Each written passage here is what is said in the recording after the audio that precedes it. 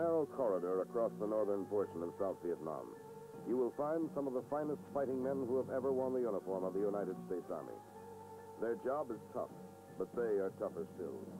Whether afloat, on wheels and treads, or afoot, they do what they have to do, and nothing stops them.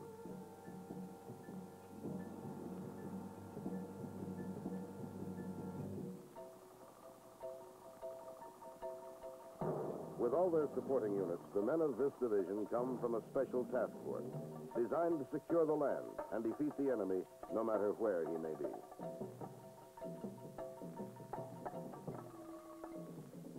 Theirs is a proud history of jungle warfare victory under the sign of the Southern Cross. This is the inspiring saga of the Americal Division.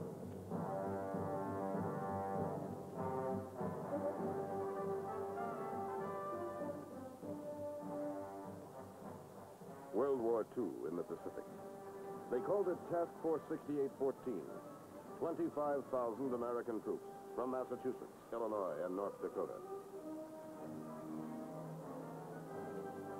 On March 12, 1942, they landed at Noumea, New Caledonia. Their mission was to help the French defend the island against invasion by the Japanese.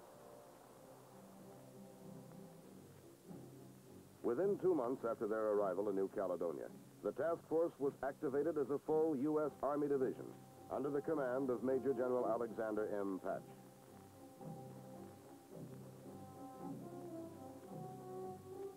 It was the first time a U.S. Army division was ever activated on foreign soil. Instead of a numerical designation, the division became known as the Americal Division, a combination of the words America and Caledonia.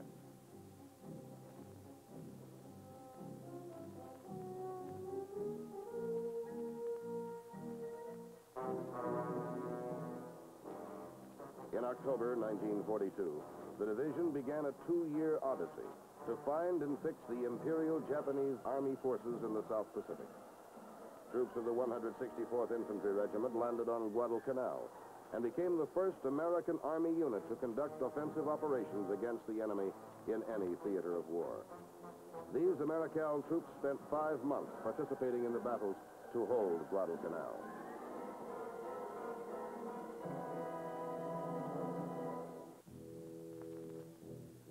The men of the 182nd Infantry Regiment fought in the green hell of Bougainville from Christmas Day, 1943, to December, 1944. They crushed elements of the Japanese Army's 6th Division in a bloody struggle for Hill 260.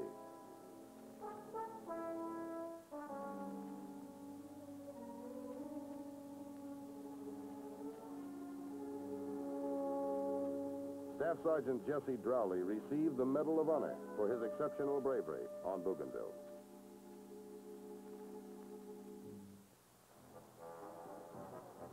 Throughout the spring and summer of 1945, the Americal Division swept through the Philippines, landing at Leyte, Cebu, Negros, and Mindanao.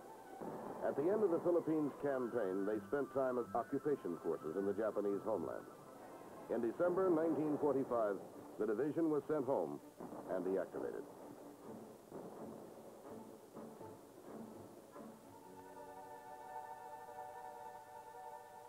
(1967), Vietnam. 22 years after the close of World War II, history begins to repeat itself. It's a different war in a different land, and once again there's a special need for an Army task force designed to secure the land and defeat the enemy in a given area. To meet this need, the U.S. Military Assistance Command organizes Task Force Oregon, which, as it turned out later, was to become the new Americal Division. Assigned to the task force are 2 light infantry brigades, 1 brigade of regular infantry, 1 airborne brigade, and 1 brigade of air mobile cavalry.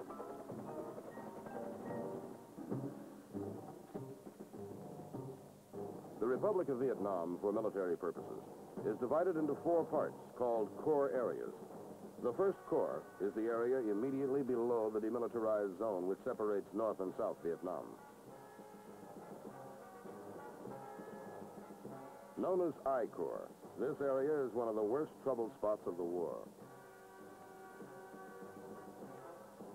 Originally, the United States Marines kept the lid on in this group of provinces.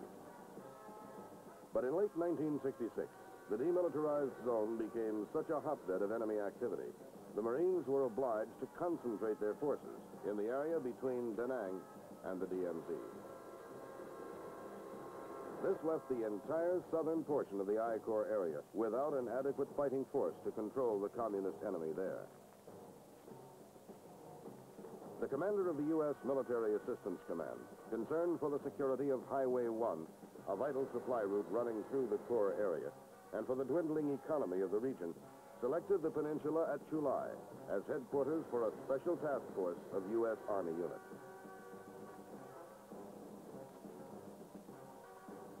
The highlands overlooking the corridor served as a stronghold for the 2nd North Vietnamese Army Forces. At night, the NVA would travel down the many rivers to infiltrate the villages and sabotage the highway. From their hidden artillery positions high in the mountains, they shelled the valleys, towns, and airstrips below. Whatever the North Vietnamese Army forces didn't do, Viet Cong guerrilla bands did for them.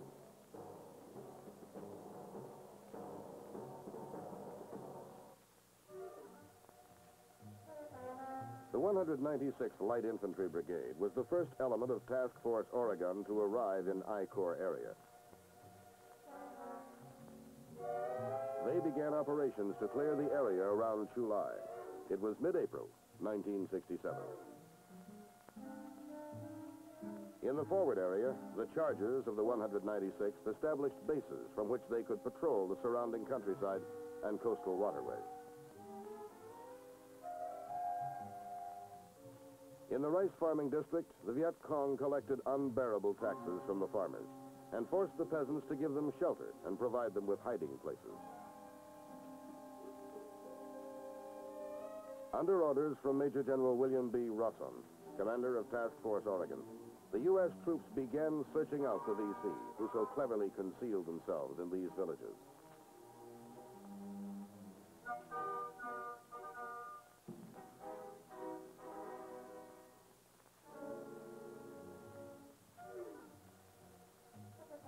The job had begun.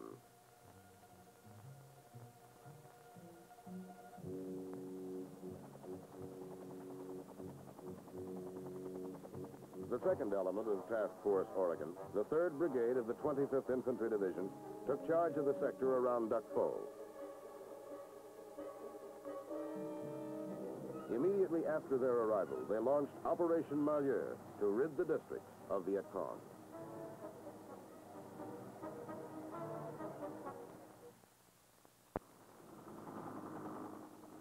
During the 3rd week of May, they made contact with a battalion-sized force of Viet Cong. The enemy was well entrenched, and some of the bitterest fighting in the history of Quang Ngai Province took place.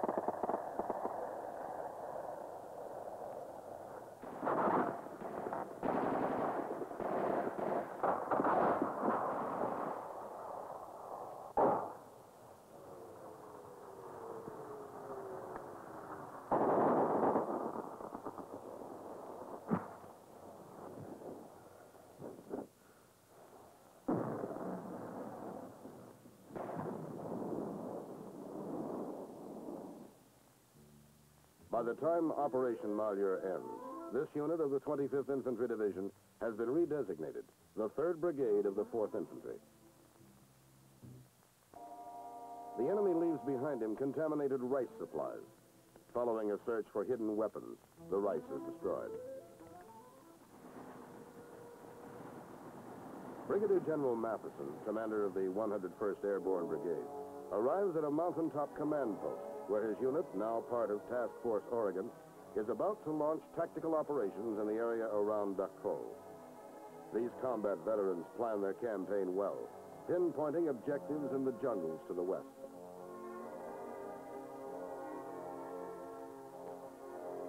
The men of the 101st also find the enemy to be well dug in and tenacious. Digging them out and keeping them out is a full-time assignment which keeps the 101st busy from early May until September 1967.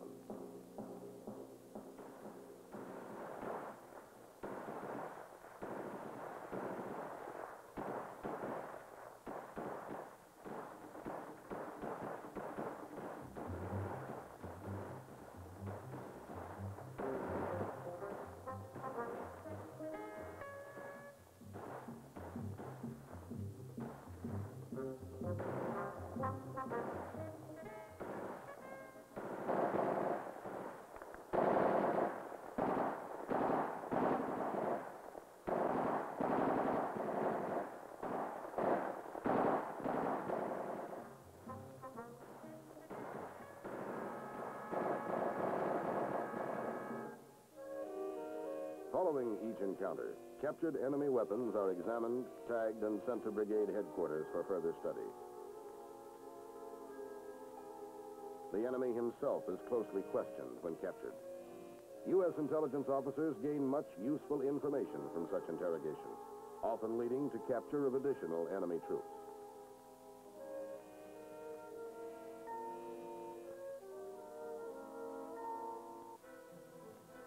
Meanwhile, northward at Chulai, men of the 196th are busy evacuating and resettling the inhabitants of various villages, where until now, the Viet Cong have held sway.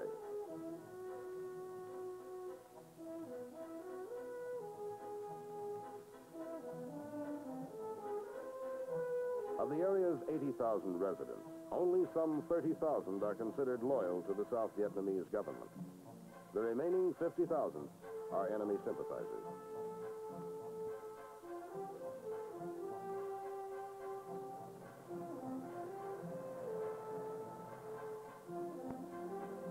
Everything is done to pacify the area.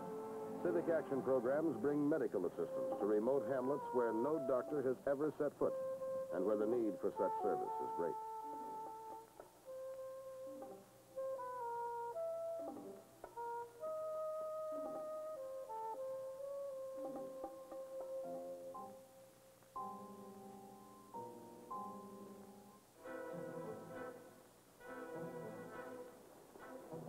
The rivers of the region serve as watery highways, not only for the native fishermen of the area, but for the enemy as well.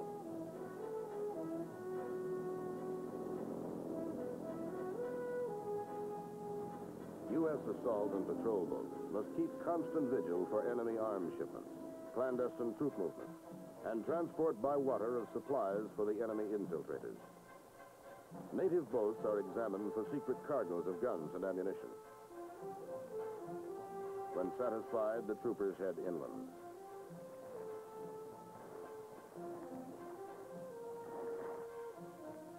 Fishing communities and farms along the way are checked thoroughly for hidden Viet Cong and to evaluate the sympathies of the residents. Often the patrols find the villages deserted. The fact that the inhabitants have fled is considered strong indication of the presence of Viet Cong.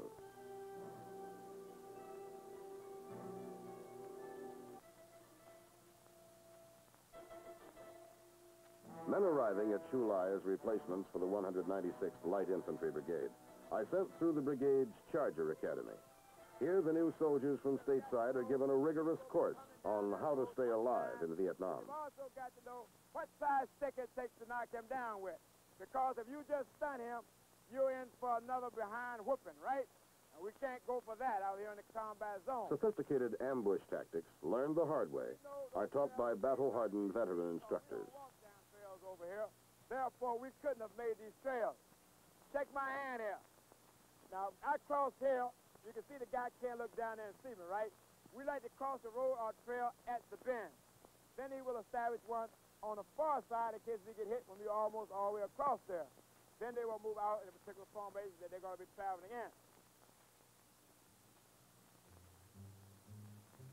Above Chulai in the Tom Key sector, the men of the 101st Airborne launched Operation Wheeler in mid-September 1967. It is to be one of the longest-running, continuous military operations of the war. Confronting the Americans are the elite troops of a North Vietnamese division. Aided by the Viet Cong, they are deeply entrenched throughout the entire district, with headquarters somewhere in the forbidding mountains marking the Laotian border.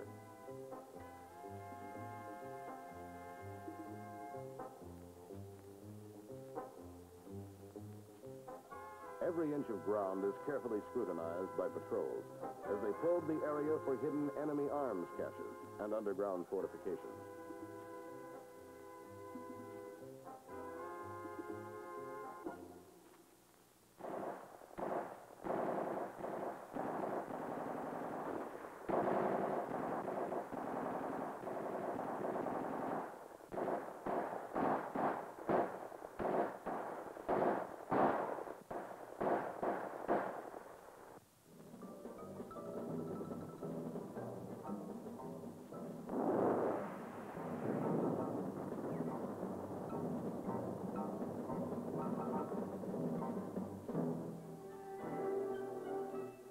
October 1967 marks a turning point for the men of Task Force Oregon. Troops of the 3rd Brigade, 1st Cavalry Division, Air Mobile, joined the task force, and in the mountains and plains of the Chulai district commenced Operation Wallawa. Task force units are now in action throughout all of southern I Corps.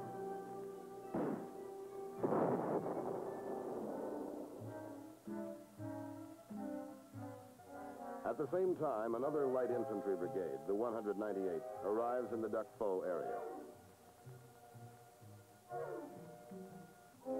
The troops, fresh from the United States, are trained in the ways of the enemy they soon will have to face.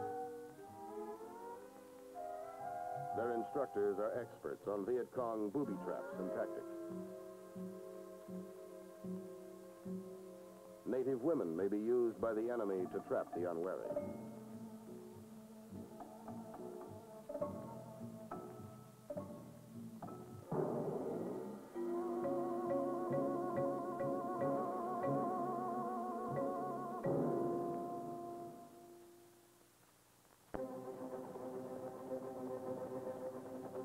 Operation Wallawa really puts the pressure on the enemy.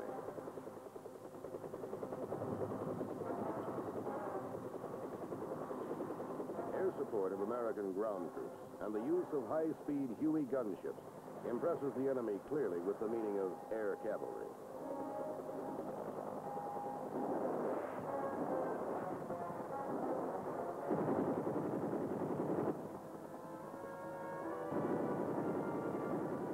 Enemy forces firing from the cover of buildings are neutralized.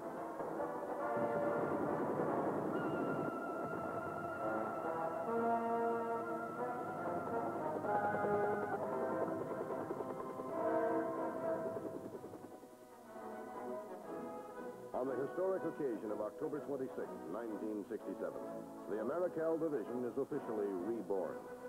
All 5 major Army units, which along with supporting elements made up Task Force Oregon, are represented at the ceremonies in Chulai.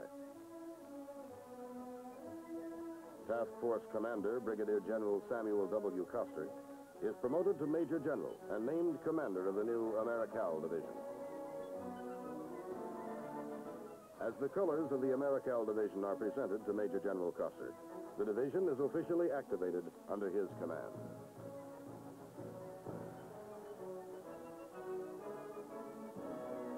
General Westmoreland, then commander of all U.S. military forces in Vietnam, pays tribute to the men of the former task force and reminds them of the Americal Division's proud history in World War II.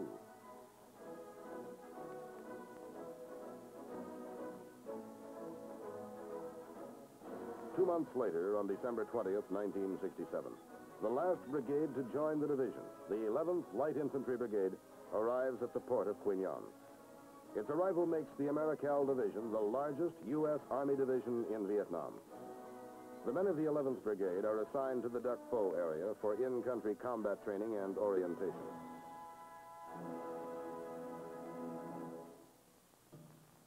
As the new year of 1968 begins, units of the Americal Division are stepping up the pace of their efforts to rid southern I Corps area of any major enemy threat.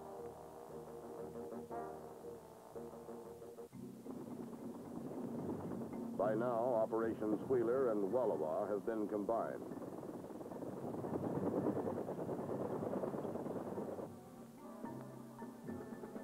In the Quezon Valley region, west of Chulai, troops of the 1st Cavalry are joined by elements of the 196th Light Infantry Brigade, and together they effectively curtail activities of the North Vietnamese Army.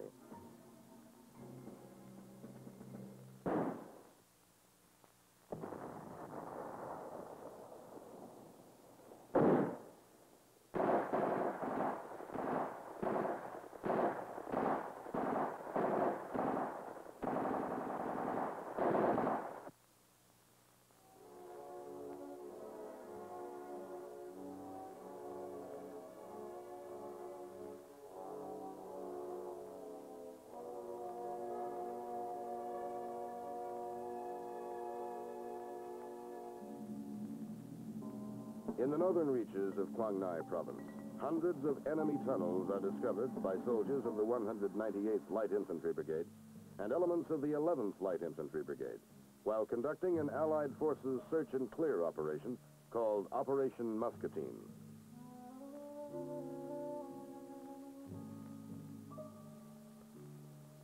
In addition to finding valuable intelligence material and weapons in these subterranean passageways, demolitions men are called in and the vast underground complex is destroyed.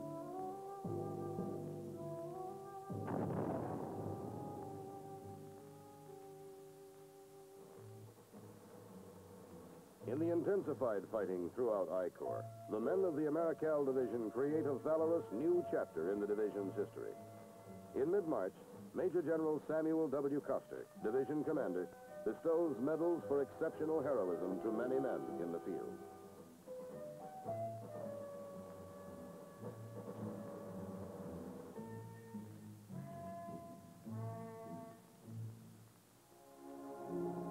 Easter Sunday, 1968. Religious services are brought to the men of the division wherever their post of duty requires them to be. Spring has come to Vietnam, and by now the 3rd Brigade of the 1st Air Cavalry Division has returned to its air mobile parent division. Gone, too, are the fighting men of the 3rd Brigade 4th Infantry Division, and Americal is now at its authorized strength.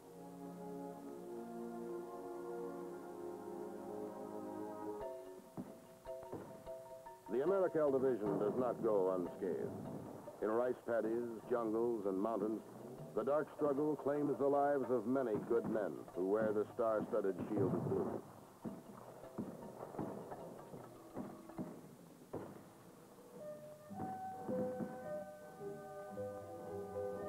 For every American lost, the division kills 10 to 15 of the enemy. With each man lost, the division's resolve to win is strengthened, and Americal's fighting men press forward in their mission.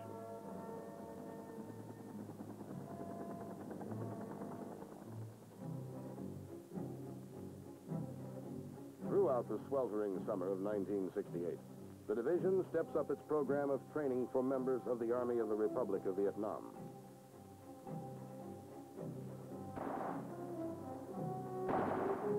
The M60 machine gun is phased into the Vietnamese Army weapons system. Allied soldiers are taught to use scout dogs.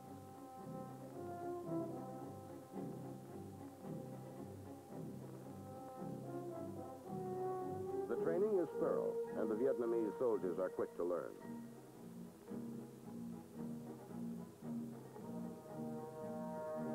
Mortar teams are drilled in exercises to set up and to sight in, plot, and fire the big 81mm U.S. mortars.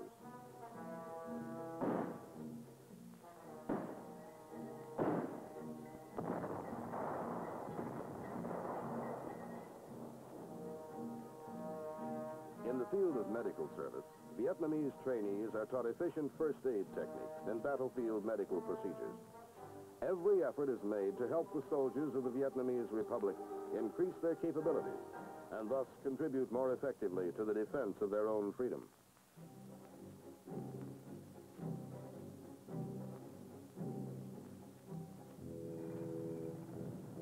By late summer, units of the 1st Armored Cavalry Regiment, which have been part of the Americal Division since the first of the year, are teaming up with infantry to crush enemy resistance in the division's area of responsibility.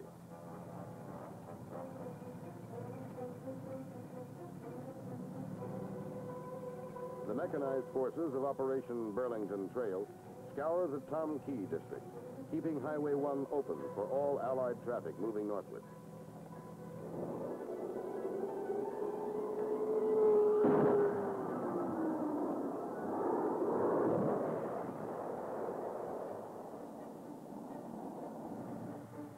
In one battle during the operation, men of the 196th, supported by armor, killed 470 North Vietnamese Army troops.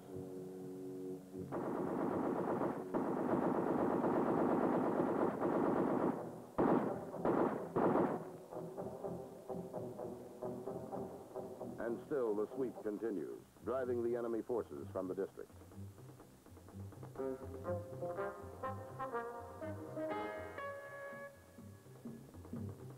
Everywhere in the southern I Corps area, the Americal Division wrests control from the enemy and secures the land.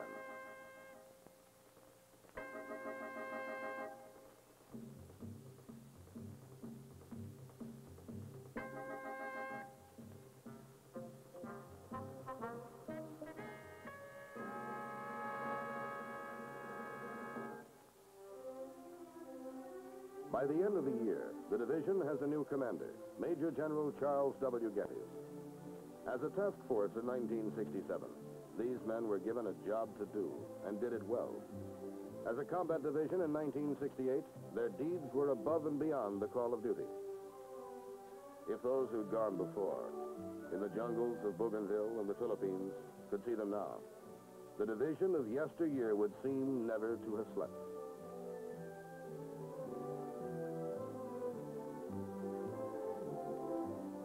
The spirit of the Southern Cross is again abroad in the land, as some of America's greatest fighting men carry forward the colors of the Americal Division.